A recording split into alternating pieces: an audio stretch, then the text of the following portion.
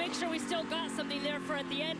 It's early. Remember, he's recovered from an uncontrolled tire penalty to go on and win this race. Carl Edwards also hit with an exiting speeding penalty as well on that last pit stop.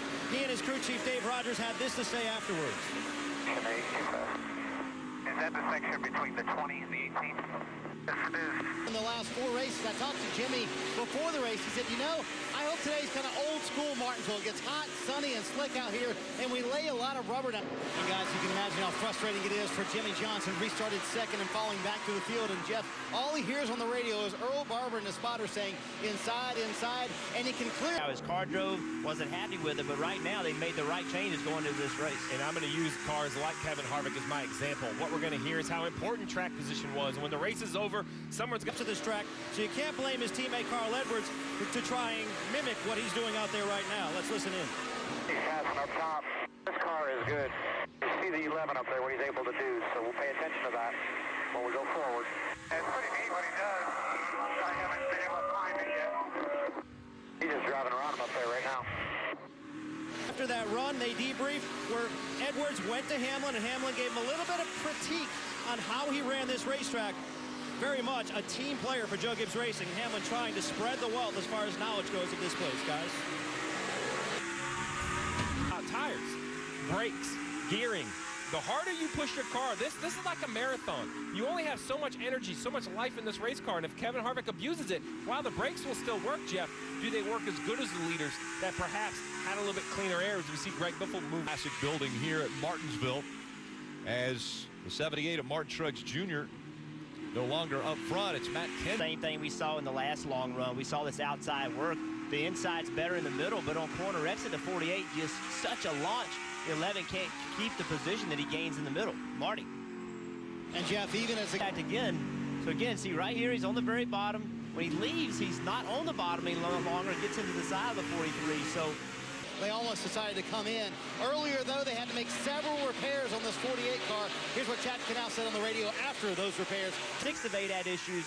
This year, we've already had 3 with speeding penalties. We're just over halfway. Quite possibly, there's more trouble coming as well. You're right, just over the half. Now the 20's by. Stay the first car a lap down. First position. While there is still a ton of racing left, 217 laps to go. Jeff, at some point, they're going to put themselves in a hole they cannot dig out of. Yeah, that's right. You can't keep making those last race comebacks. It will catch up to you. This is the longest run of the day at 77 laps, and it has not suited this 4 car at all. Right now, he's a first car lap down, but right in front of the... 88 locked his tires up coming to pit road. May have been coming in a little bit hot. In this run, he said the car has been turning well. I just need more help with the drive off. You can see the slow pit road speed here for safety with all these pit crews working on these race cars. Now he finally rolls in. A reserve system. You have 2 pickups in the fuel cell, 2 fuel pumps. So we'll see everyone dive, well, at least the ones that have not come to pit road yet. We'll see them dive onto pit road now that pit road is open. The funny thing is, there's not that many anymore. We are pitting this time. So the lead lap cars are allowed to come to pit road once pit road opens. And those... Denny Hamlin stays on the track, does not elect to pit. So the guys behind him are going to be trapped a lap down. Marty. After all that, Jimmy Johnson will make it to pit road in 4th position under his own power. How about that? So they come in, they're going to take 4 fresh Goodyear. Like hitting the lottery. It's like hitting the short track lottery, being on pit road at Martinsville when the caution comes out, but yet being just perfect enough to stay on the lead lap.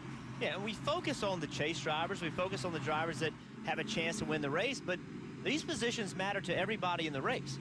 And so they don't just have to fix it for make sure it's right for 5 or 6 or 7 people. It's making sure it's right for everybody that's still on the racetrack, and it just takes a certain amount of time.